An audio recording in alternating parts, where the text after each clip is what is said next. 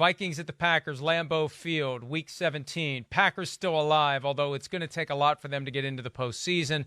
Vikings 12-3, 11-0 in one-score games, and still trying to hold off the 49ers so they don't have to go back to Levi's Stadium and get their ass kicked there. They'll just get their ass kicked at home by the 49ers when it comes to it, but at least they won't have the long flight afterward. Vikings have plenty of motivation, though. And for all they know, when that game starts, maybe the Eagles lose to the Saints. All the more reason to keep the heat on the Eagles because they could still be the 1 seed. And what a difference that would be for the Vikings if they could pull that off. Do they win it at Lambeau Field, Chris? I'm going to say no. I'm going to say that, I that totally crossed my mind that it'll be kind of like a deflating thing. They're going to see the Eagles won, and they're going to be taking the field and go, oh, okay, it's over. Like, they're going to be playing their guys, but it's going to be over.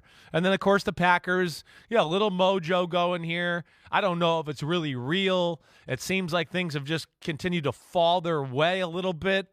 But either way, we've seen little glimmers of their offense kind of, make some plays here as of late. I really think both offenses have a clear advantage in the football game.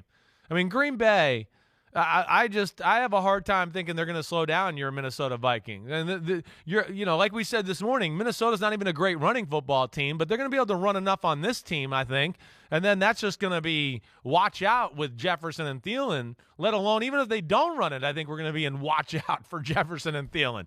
So that, and then I do think even though this – Packers offense is not necessarily exciting, they can run the ball. You guys have the worst defense in football. You don't like to play man-to-man, which means all these zoom, zoom, zoom little RPOs and quick passes are going to work. And then, that could lead to you guys going, okay, we kind of can't, we're going to die a slow death here. Let's play some man-to-man. And then that's when you see like last week. Rodgers only throws the ball down the field when it's man-to-man and it's outside, right? So that's where you could see maybe Christian Watson, if he is healthy, Dobbs, whatever. I'm going to take the Packers 24-20. I don't feel that great about them as a team, but it's at home. It's this time of the year, and I think the Vikings are kind of like know where they're at and just not going to have the motivation. Can you imagine thinking that would be the outcome 4 or 5 weeks ago when the Packers were dead in the water? And they have gotten better. With Christian Watson emerging, Romeo Doubs getting healthy, right. Aaron Rodgers finally getting to the level of trust in those guys that he should have had a long time ago if he'd have been properly engaged in the offseason. I don't want to get – I've said that time and again. You have. But it's finally happened. Yeah. Better late than never. Mm-hmm. I still believe – and look, you know how contrarian I've been about the Vikings. Yeah. And I've thought it's all fugazi, and I still think it is to a certain element. And I still think they're going to get to the divisional round and get – stomped by whoever they face there, 49ers or whoever it may be.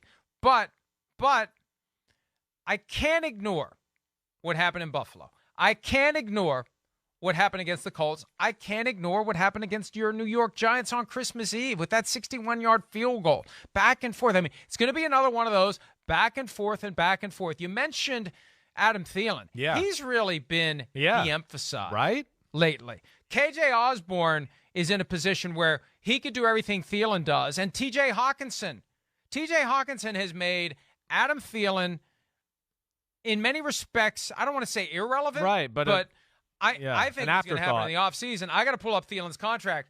I think somebody's going to go to Thielen in the offseason and say, hey, you're from Minnesota, you were undrafted, you've been a great part of this team, but we can't afford to pay you X, Y, Z for this year. We just can't. And they'd go forward with KJ Osborne and TJ Hawkinson. I mean, Hawkinson's been spectacular very quietly because it's all Justin Jefferson. But if he's covered, Hawkinson's the guy that keeps the chains moving. So I think the Vikings have enough to do it. And I just think that they have gotten to the point, despite the lapse against the Cowboys, despite the lapse against the Lions, they do enough good things. Yeah. They do enough crazy things that I just feel like they're going to pull this one off. 30-27. That's my second 30-27 of the week. Another close game, another crazy what the hell happened, can't believe it happened, go back and rewatch the game and try to figure it all out type of a game. They'll put the final nail in the Packers' coffin and either 2 seed or outside shot at 1 seed for the Vikings, Chris. Yeah, I hear you there, and I don't think you're crazy for that thought.